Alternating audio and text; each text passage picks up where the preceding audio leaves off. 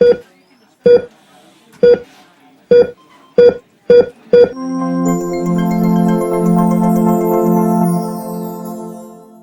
Guys, Ram Ram ji. चलिए एक बहुत ही इंपॉर्टेंट क्विक डिस्कशन करते हैं ईसीजी और पोटेशियम के साथ साथ चेंजेस में। राइट, तो बहुत ही फ्रीक्वेंट क्वेश्चन है, एग्जाम में कई दफ़ा पूछा जाता है।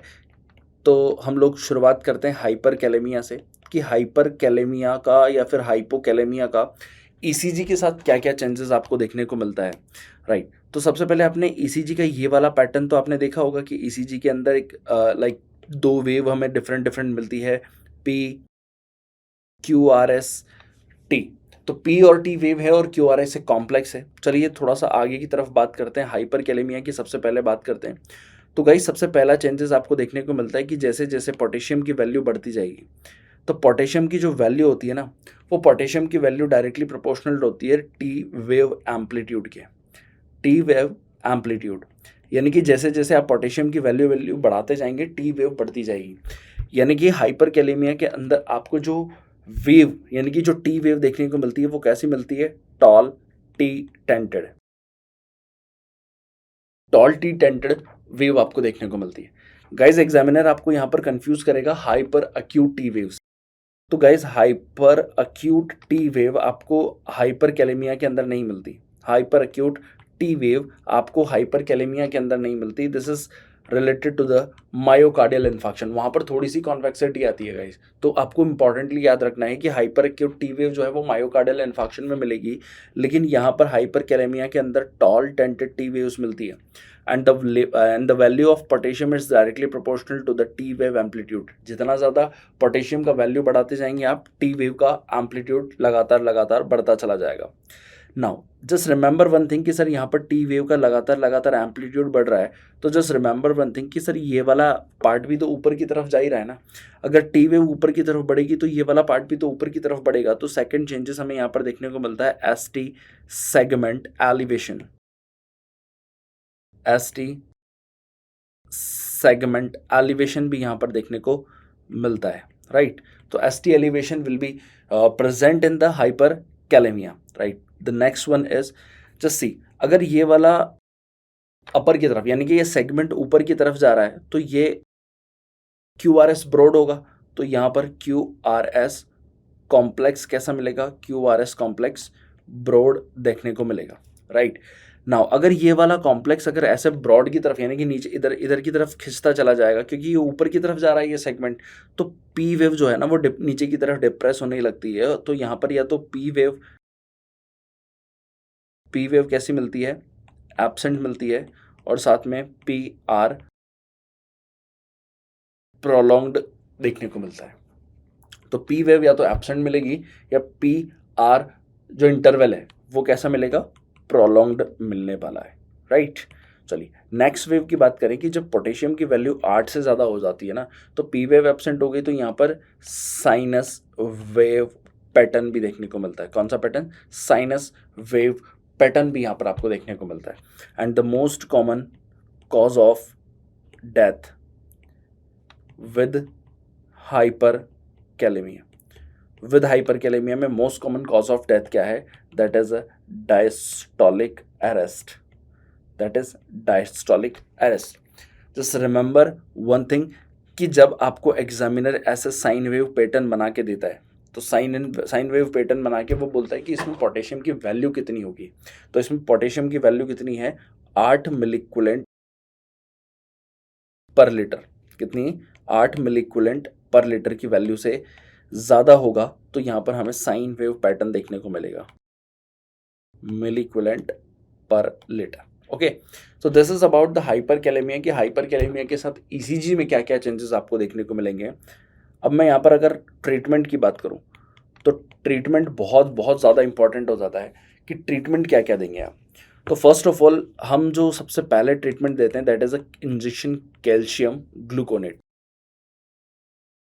कैल्शियम ग्लूकोनेट, देखो मैं आपको यहाँ पर बता रहा हूँ कि कैल्शियम ग्लूकोनेट या फिर एग्जामिनर जो आपको कंफ्यूज करने के लिए जो वर्ड दे सकता है दैट इज कैल्शियम कार्बोनेट।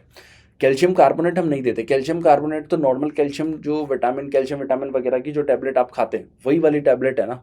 तो आईवी में आप क्या देते हैं, कैल्शियम ग्लूकोनेट, या फिर अगर ये ऑप्शन में नहीं होगा तो आपको कैल्शियम क्लोराइड मिलेगा।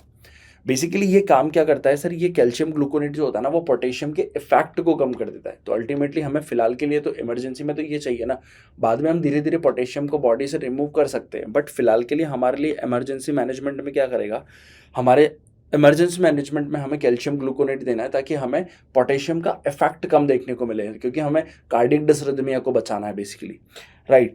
तो ये एंटागोनिज्म ऑफ द पोटेशियम करता है। नाउ अगर मैं नेक्स्ट बात करूं तो next treatment is insulin drip. Insulin drip क्या करती है, इंसुलिन ड्रिप, और यहाँ पर एक और चीज़ है दैट इज साल्ब्यूटामोल। साल्ब्यूटामोल, यहाँ से मैं प्लस का साइन हटा देता हूँ, ये आपको कंफ्यूज करेगा। मतलब ये दोनों बेसिकली एक ही मैकेनिज्म पे काम करती है, रीडिस्ट्रीब्यूशन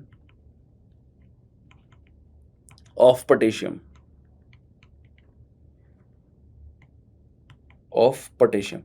ये पोटेशियम की रीडिस्ट्रीब्यूशन को बढ़ाती है, और रीडिस्ट्रीब्यूशन की जो रेट है that is 0.5 to 1 milliequivalent per hour. अगर रेट है तो पर आवर में जाएगा, है ना, तो 0.5 to 1 milliequivalent per hour की रेट से ये पोटेशियम के रीडिस्ट्रीब्यूशन को बढ़ाती है। रीडिस्ट्रीब्यूशन का मतलब ये है कि वो पोटेशियम को ब्लड से उठा करके सेल में डालने वाली है। और थर्ड चीज़ दैट इज फ्यूरासेमाइड। फ्यूरासेमाइड आपने सुना होगा, लैसिक्स। लैसिक्स क्या करता है, वो पोटेशियम को बॉडी से एलिमिनेट करने का काम करता है। And now the last one is hemodialysis. Hemodialysis is the most effective treatment, that is most effective treatment guys. आपको क्वेश्चन ये लिख करके देगा कि एक सीकेडी का पेशेंट है। अगर क्रॉनिक किडनी डिजीज का पेशेंट आपको दिया हुआ है, तो आपको ये मान के चलना है कि इसमें प्रोलॉन्ग्ड यानी कि क्रॉनिक हाइपरकैलेमिया है। तो हाइपरकैलेमिया के लिए हम जो मान के चलते हैं that is patiromer,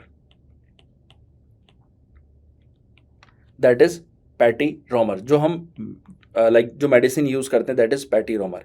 and this is the most effective treatment and the most effective drug.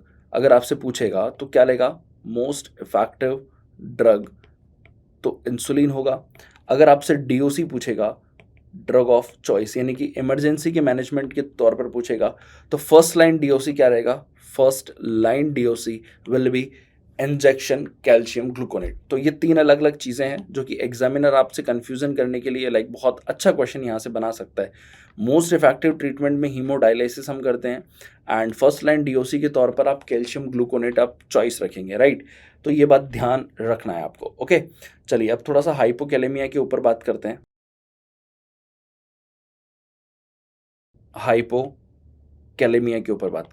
तो गाइज हाइपोकैलेमिया के अंदर जो most common cause of death है, most common cause of death will B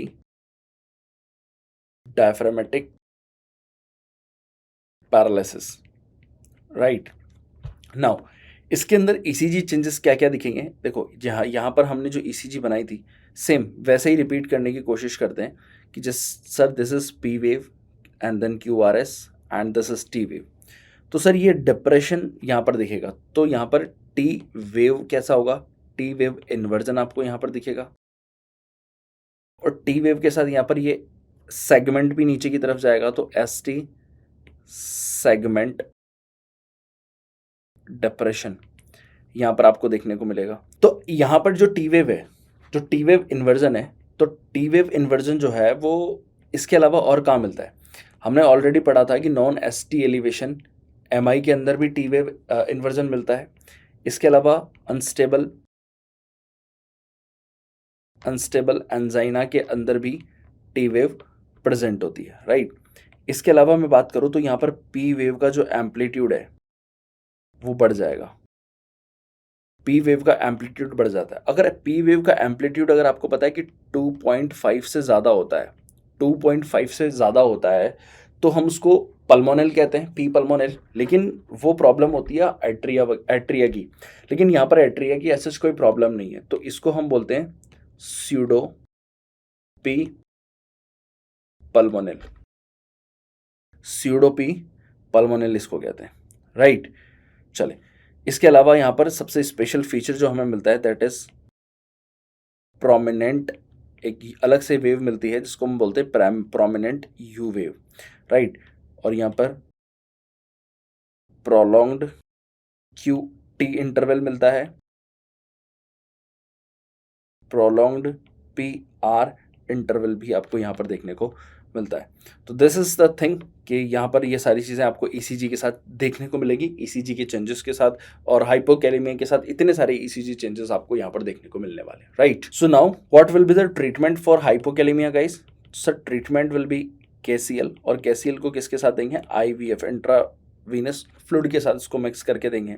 and what will be the rate? Sir 20 to 40 मिलीकुलेंट पर are के according इसको हम देने वाले हैं, राइट। तो this is about the hyperkalaemia and hypokalemia and it's treatment and ECG changes along with the hyperkalaemia and hypokalemia. So I hope आपको ये एग्जाम में बहुत इंपॉर्टेंटली हेल्प करेगा।